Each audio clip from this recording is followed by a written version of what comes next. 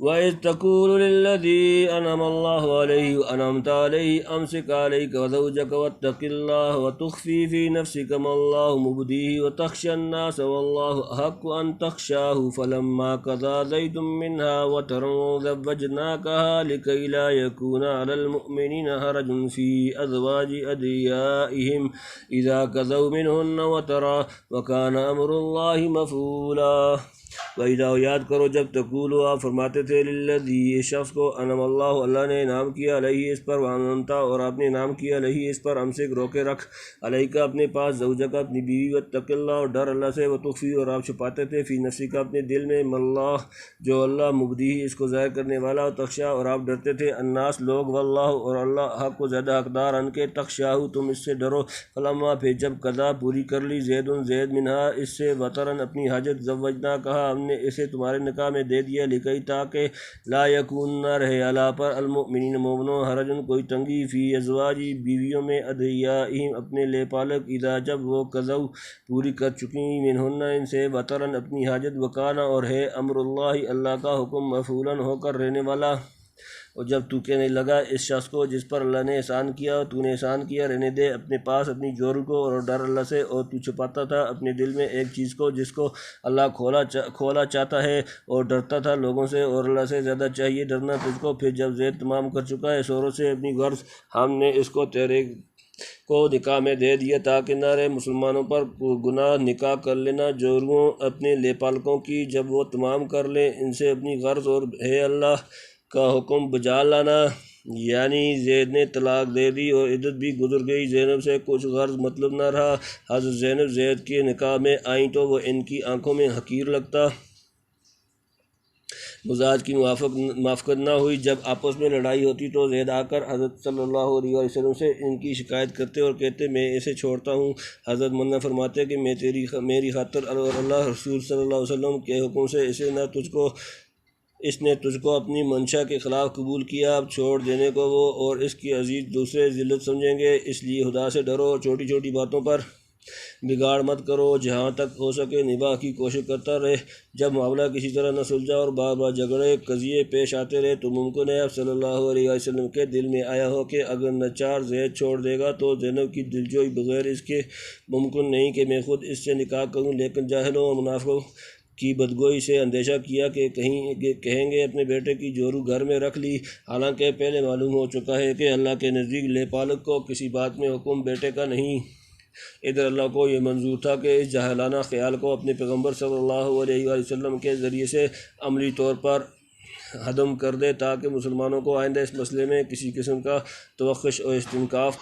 باقی نہ رہے۔ اس نے پیغمبر صلی اللہ علیہ وآلہ وسلم کو مطلع فرمایا کہ میں زینب کو تیرے نکاح میں دینے والا ہوں کیوں دینے والا ہوں اس کو خود قرآن کے الفاظ لِکَیْ لَا یَکُونَ عَلَى الْمُؤْمِنِینَ حَرَجٌ فِی أَزْوَاجِ أَدْعِیَائِہِمْ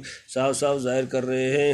یعنی آپ صلی اللہ علیہ وآلہ وسلم کے نکاح میں دینے کی غرض یہی تھی کہ دلوں سے جاہلیت کے اس خیال باطل کا بالکل کلاکما کر دیا جائے اور کوئی تنگی اور رکاوٹ آئندہ اس معاملے میں باقی نہ رہنے پائے اور شاید یہی حکمت ہوگی جو ابو زینب کا نکاح زید سے زور ڈال کر کرایا گیا کیونکہ اللہ کو معلوم تھا کہ یہ نکاح زیادہ مدت تک باقی نہ رہے گا۔ چند مثالیں مہمات تھیں جن کا حصول اس عقد پر معلق تھا الحاصل حضرت صلی اللہ علیہ وآلہ وسلم خود اپنی ذاتی خیال اور اس آسمانی پیشن گوئی کے اظہار سے عوام کے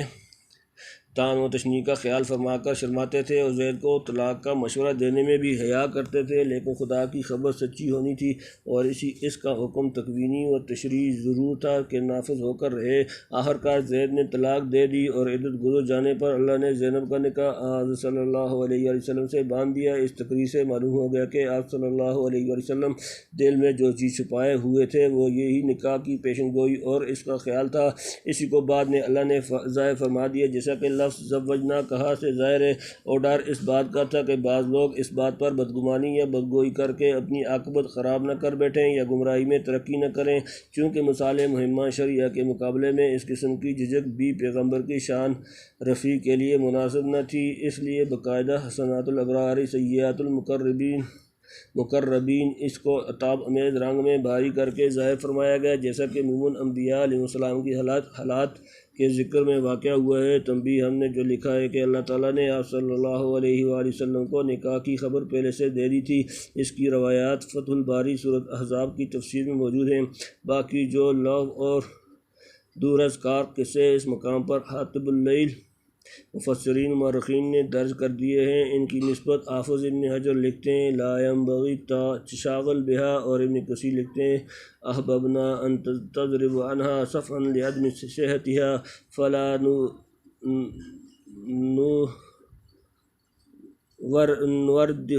نوردها۔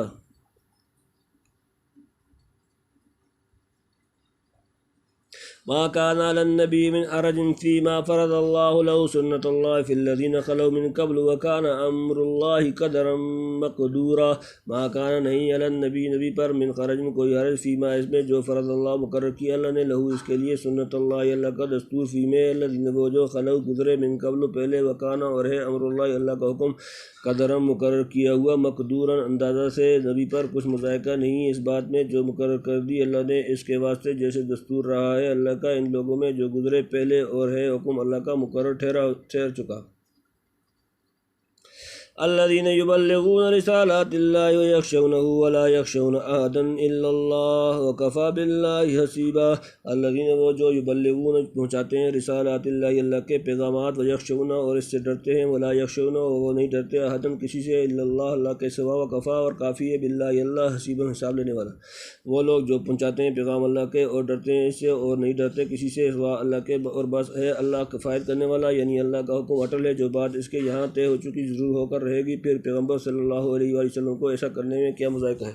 جو شریعت میں روا ہو گیا۔ انبیاء و رسول کو اللہ کے پیغامات پہنچانے میں اس کے سوا کبھی کسی کا ڈر نہیں رہا، چنانچہ آپ صلی اللہ علیہ وآلہ وسلم نے بھی پیغام رسانی میں آج تک کسی چیز کی پرواہ نہیں کی، نہ کسی کے کہنے سننے کے خیال سے کبھی متاثر ہوئے۔ پھر اس نکاح کے معاملے میں رکاوٹ کیوں ہو؟ حضرت داؤد علیہ السلام کی 100 بیویاں تھیں، اسی طرح سلیمان علیہ السلام کی کثرت ازواج مشہور ہے، جو الزام صفحہ آپ صلی اللہ علیہ وآلہ وسلم کو دے سکتے ہیں۔ انبیاء سابقین کی لائف میں اس سے بڑھ کر نظیریں موجود ہیں، لہذا اس طرح کے سفیہانہ اور جاہلانہ نکتہ چینیوں پر نظر نہیں کرنا چاہیے۔ آگے بتلایا کہ زید بن حارثہ جن کو آپ صلی اللہ علیہ وسلم نے متبنہ کر لیا تھا، آپ صلی اللہ علیہ وسلم کے واقعی بیٹے نہیں بن گئے تھے کہ ان کی متعلقہ سے آپ صلی اللہ علیہ وسلم نکاح نہ کر سکیں، اور ایک زید کیا آپ صلی اللہ علیہ وسلم تو مردوں میں سے کسی کے بھی باپ نہیں، کیونکہ آپ کی اولاد میں یا لڑکے